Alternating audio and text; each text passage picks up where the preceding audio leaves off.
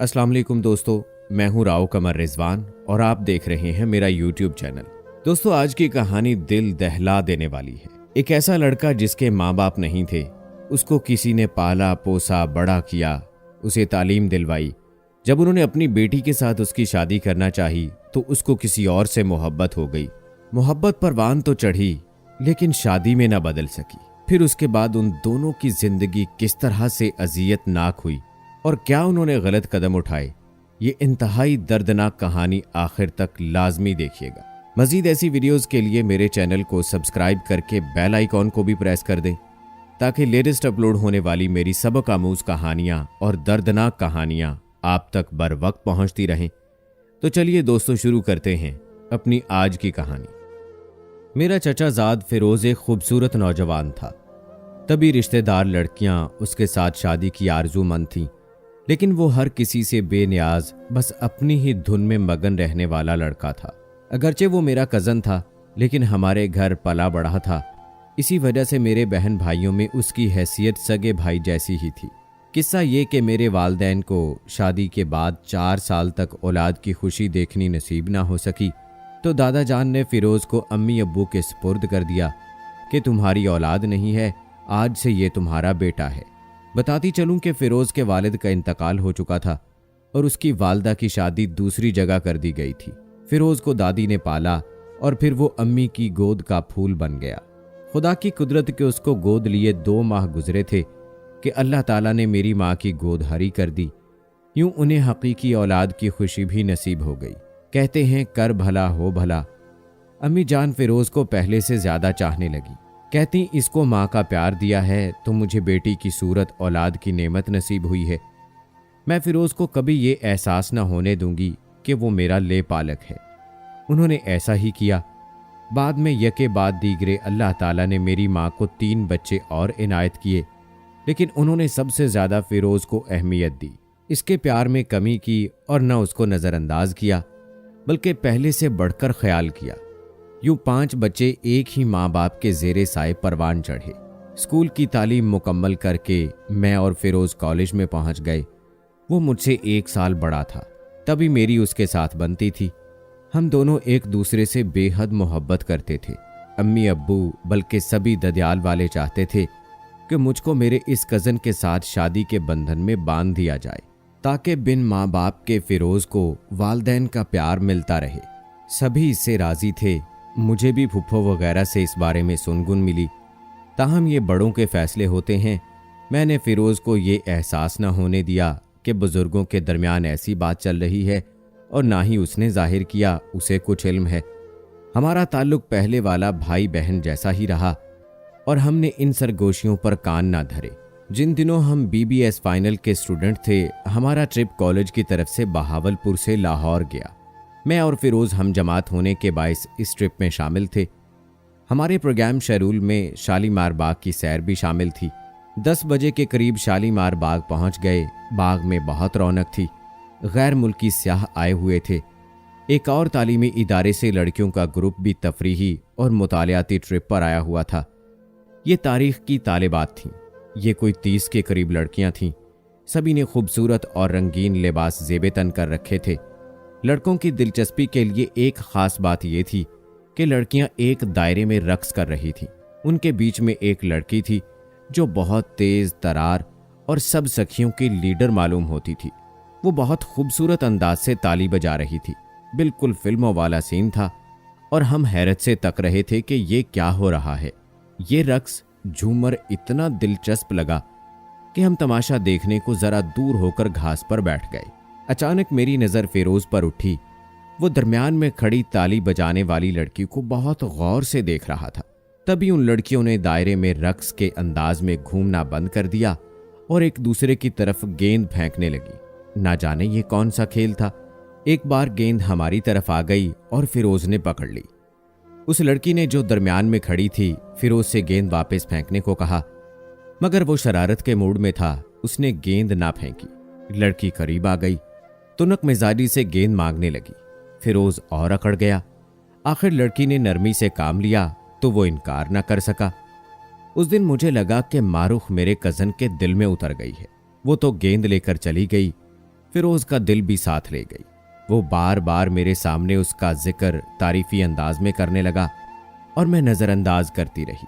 अगले दिन arts council वालों ने हम तालिब इल्मों के लिए एक तफरीही शो रखा था, जिसका मौजू एक तारीखी वाक़या था और ये ड्रामे और मकालमे की सूरत में था। जब हम इस हाल में पहुंचे जहां शो मुनक़िद हो रहा था, तो हमको ऐसी जगह सीट्स मिली जहां 6-7 लड़कियां पहले से बैठी हुई थीं। फिरोज और लड़कियों के दरमियान एक सीट का फासला था। वो आपस में गुफ्तगू कर रही थीं। गुफ्तगू के दौरान बहावलपुर का जिक्र आ गया। हम चौंक गए। लड़कियों की बातों से अंदाजा हुआ कि वो भी उसी इलाके की हैं जहां के हम हैं। मैंने जरा सा आगे झुक कर देखा। फिरोज के बाद एक सीट खाली थी और उससे अगली नशिस्त पर वही लड़की बैठी थी। गोया ये सच्ची लगन थी कि मेरे कजन को कुदरत ने एक बार फिर से उस लड़की का दीदार करवा दिया। जब लाइट हमारी नशिस्तों पर पड़ी तो लड़की ने भी फिरोज को देख लिया और मुस्कुराकर मुंह फेर लिया।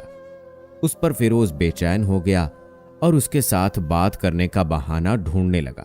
तभी कोल्ड ड्रिंक की ट्रे लिए बैरा आ गया, क्योंकि ड्रामे का वक्फा हुआ था। पूछने लगा, जी कितनी कोल्ड ड्रिंक दूं? फिरोज ने लड़कियों की तरफ इशारा करके कहा कि इन सभी को दो। वेटर समझा कि वो हमारे साथ हैं। वो बोतलें खोल खोल कर सबको देने लगा। लड़कियां सटपट आ गईं। साथ वाली शोख ने फिरोज को घूरा। तभी उसने माफी के अंदाज में हाथ जोड़ दिए। लड़की को तरस आ गया। वो खामोश हो गई। मैं अपनी नशिस्त से उठकर फिरोज और उन मोहतरमा के दरमियान वाली खाली सीट पर आ गई और उसके साथ गुफ्तगू शुरू कर दी। उसने बताया कि सानिया नाम है और बहावलपुर में रहती है। मैंने कहा कि हम भी। मैंने उससे पता और फ़ोन नंबर मांगा। उसने अपने वालिद का नाम बताकर कहा कि बस इतना ही काफ़ी है। तभी फिरोज ने जल्दी से मेरे अब्बू का नेम कार्ड, जिस पर हमारा पता और फ़ोन नंबर दर्ज था, जेब से निकालकर उसकी तरफ बढ़ा दिया, क्योंकि वो अज हद बेचैन हो रहा था कि कहीं ये मौका मैं हाथ से गंवा दूं और फिर कभी इस परिवेश का हमको सुराग भी ना मिले। 2 रोज का ट्रिप था। तीसरे रोज हम वापस घर आ गए। आते ही फिरोज ने उस हसीना की बातें शुरू कर दी। मुझे गुस्सा आ गया कि फिरोज, क्या हो गया है तुम्हें? चोरी तले दम तो लेने दो। अभी तो हम पहुंचे हैं। थकन भी नहीं उतरी और तुम लगे हो उसकी फिक्र करने जिसने अपनी एक झलक दिखाकर तुमको दीवाना कर दिया है। कहीं तुम मजनू तो नहीं हो गए? हाँ, शायद इसी को जुनून कहते होंगे। तो फिर मैं मजनू ही ठहरा। अभी हम ये बात कर रहे थे कि फोन की घंटी बजी। फिरोज ने लपक कर उठा लिया, जैसे उसको इल्हाम हुआ था कि ये उसी परिवेश का फोन है। वो उस लड़की से बातें करने लगा। पहले इधर उधर की, फिर घर आने की दावत दे डाली। वो भी मेरी तरफ से कहा कि शिजा बहुत याद कर रही थी तुमको, उसे तुम बहुत अच्छी लगी हो। तुम्हारा ही जिक्र कर रही थी कि फोन आ गया। इस वक्त कमरे में नहीं है, वरना बात करा देता। फिर फोन कर लेना, और हाँ, जल्द अज जल्द फोन करके बताओ कब आ रही हो। हमारे घर का पता कार्ड पर दर्ज है। बहुत आसान है भाई। वो ऐसे शुरू हो गया जैसे चंद घड़ियों की नहीं बल्कि बरसों की जान पहचान थी उससे। मैं हैरत की तस्वीर बनी देख रही थी। आज तो उसको मेरा भी लिहाज ना था। वो इस कदर बेइख्तियार हो रहा था। सच कहा है कि किसी ने इश्क ने जो आतिश लगाई, हमें लग गई बेइख्तियारी। इंसान को ऐसे में कब खुद पर इख्तियार रहता है। यह आतिश यकतरफा ना थी, आग दोनों तरफ लगी थी। अगले रोज फिर उसका फोन आ गया। फिरोज तो जैसे फोन से चिपक कर सरापा कान बन गया था। फौरन उठा लिया, बात की। उधर से इंडिया मिला कि कल आ रही हूं, छोटी बहन साथ होगी। मौसूफ ने आसान रास्ता समझाया, गेट का रंग बताया और ठीक टाइम पर अगले रोज फिरोज साहब गेट से बाहर मुंतजर सानिया साहबा को मिले। निगाहो दिल फरशराह किए हुए थे। मुझे पुकारते वो उनको घर के अंदर लाए और कहा कि लो भाई, आ गए तुम्हारे मेहमान, इनको अटेंड करो। मैं कुछ खाने पीने का सामान लेकर आता हूँ। घर आए मेहमान की इज्जत रखनी थी मुझे भी। सानिया को अपने कमरे में लाकर इज्जत से बैठाया। जल्द ही फिरोज खाने पीने का सामान ले आए। खुद बावर्ची खाने में जा घुसे और मुलाजमा से कहा कि अच्छी सी चाय बनाओ। प्लेट्स निकाल खुद ही शामी कबाब, समोसे, तिक्के वगैरह प्लेटों में सजाकर ट्राली भरकर सामने ला रखी। फिर मस्कीन सूरत बनाकर एक तरफ सोफे पर बराजमान हो गए। रफ्ता रफ्ता बातें शुरू कर दी। मैं किचन में चाय पानी का इंतजाम करने चली गई कि ये भी कुछ यही चाह रहे थे। मैं कुछ देर को मंजर से हटूं तो खुलकर बातें कर ले। ठंडे पानी का जग लिए जब लौटी तो मोहब्बत के ये राही सदियों का फासला लम्हों में तय कर चुके थे। वो इस तरह के घुल मिलकर अपनाइयत से महवे गुफ्तगू थे कि जैसे बरसों की जान पहचान हो। अगला प्रोग्राम मुलाकात का तय हो चुका था और इस सफरे मोहब्बत में मैं भी उनके हमराही थी, क्योंकि मुझे घसीटे बगैर फिलहाल ये अकेले इस अजनबी लड़की को लेकर कहीं नहीं जा सकते थे। ये हमारे घराने में मायूब बात समझी जाती थी। मुझको इसी बायस जबरदस्ती सानिया की सहेली बनाकर फिरोज ने अपने दिल के करार को पाने की राह निकाल ली थी और मैं गूंगों की तरह चुप थी। इन हजरत की वारफ्तगी देखकर हिम्मत ही ना पड़ रही थी कि कुछ कहूं या इस मुसल्लस में शामिल ना होने पर इनकार कर दूं। खुद भी इंसान को तजस्सुस होता है, लिहाजा चाहती तो अपने आप को माइनस कर लेती, मगर तजस्सुस का भला हो कि खामोश साथी बनती गई। अब उनकी बाकायदा मुलाकातें शुरू हो गईं। एक रोज हम अरबी शाह का महल देखने गए। वापसी पर जरा देर हो गई। सानिया ने कहा कि जल्द मुझे घर पहुंचना है, देर होने पर डांट पड़ेगी, तो फिरोज ने गाड़ी की स्पीड तेज कर दी। बदकिस्मती से अचानक एक तरफ से बैलगाड़ी और दूसरी तरफ एक 10-12 बरस का लड़का आ गया जो सड़क को दौड़कर पार करने की कोशिश में था। बच्चे को बचाने की खातिर फिरोज ने बैलगाड़ी में कार दे मारी और यूं हम सब ही जख्मी होकर अस्पताल पहुंच गए। अब सबसे बड़ा खतरा सानिया की तरफ से था। बात छुपी नहीं रह सकती थी। मुझे कम चोट आई थी, लिहाजा फैसला किया फोन करके सानिया के वालिदैन को आगाह कर दूं और इल्जाम अपने सर ले लूं कि मेरे बुलाने पर मेरी सहेली सानिया हमारे घर आई थी और मैं खुद उसको छोड़ने आ रही थी, तो रास्ते में ये नाखुशगवार वाकया पेश आ गया। सानिया के माँ बाप फोन सुनते ही दौड़े हुए अस्पताल चले आए। उस वक्त तो वालिदैन के लबों से दुआ के सिवा और कलमात ना निकले, लेकिन जब 5 रोज बाद उसको अस्पताल से छुट्टी मिली और कुछ दिनों की देखभाल से वो ठीक हो गई, तब आपने वाकये की बाज़पुरस की और उसको बहुत डांट पड़ी कि क्यों इस तरह वो घर से निकलती है और इतनी ताखीर क्यों की वापसी में। सजा के तौर पर उन्होंने उसका किसी भी सहेली को घर आना जाना ममनू करार दे दिया। यहां तक कि बगैर वालदा या भाई कहीं भी घर से जाने पर पाबंदी आयद कर दी गई। हमारे फाइनल ईयर के पेपर्स हो गए। नहीं मालूम था कि सानिया की मंगनी उसके कजन से हो चुकी है। वो लोग लाहौर में रहते थे और हादसे का उनको इल्म ना होने दिया गया था। उधर हमारे बेकरार कजन ने अम्मी को मजबूर किया कि सानिया के घर जाकर उसके वालिदैन से रिश्ता तलब करें। इस मुतालबे पर अब्बू शशतर रह गए और अम्मी ने दांतों में उंगली दाब ली। ऐ अल्लाह, क्या हो गया है इस लड़के को? अच्छा भला था घर की लड़की घर का लड़का। ये ख्वाब भी मेरे वालिदैन का चकनाचूर हुआ। फिरोज की हालत जरा ऐसी कि खुद के होश उड़ाए हुए थे और हमारे भी उड़ा दे रहे थे। तभी अम्मी मजबूर होकर उसकी खुशी के लिए सानिया के घर गईं कि फिरोज से वो बेहद मोहब्बत करती थीं और उसको यूं आरज़दा खातर ना देख सकती थीं। वहां से साफ इनकार हुआ। उसकी माँ ने वाजे किया कि उसकी मंगनी मेरे देवर की लड़के से हो चुकी है, हम मजबूर हैं और माजरत खा हैं। अम्मी तो अपना सा मुंह लेकर आ गई। अम्मी के चेहरे को देखकर फिरोज का रंग उड़ गया। बिन कहे समझ गया कि क्या जवाब मिला है। अगले दिन सानिया का फोन आया। खुदा के लिए फिरोज, अब मुझे कभी फोन मत करना, क्योंकि वालिद समझ गए हैं। जब तुम्हारी वालदा रिश्ता मांगने आई कि उस रोज का हादसा बिला वजह नहीं था और मैं सानिया से नहीं तुमसे मिलने गई थी, उन्होंने तुमको अस्पताल में जख्मी पाया था, तो सारी बात समझ ली थी। मेरी तो शामत ही आ गई है। अब मुझे जल्द अज जल्द वो डोली में बिठाकर मेरे मंगेतर के घर रुखसत करने का बंदोबस्त कर रहे हैं।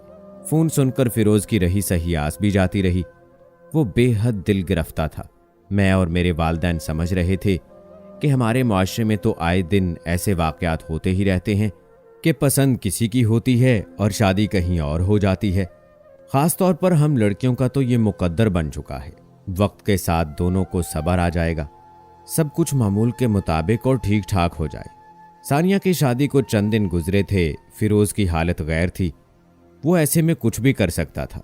अचानक पता चला सानिया की हालत खराब है और वो अस्पताल में दाखिल है। उसकी छोटी बहन ने मुझे फोन करके बताया कि वो झुलस गई है। कैसे? मैंने पूछा। बोली, मुलाजमा किचन में गैस का चूल्हा बंद करना भूल गई थी, क्योंकि गैस की उन दिनों लोड शेडिंग हो रही थी। उसे पता ही ना चला, गैस अचानक चली गई।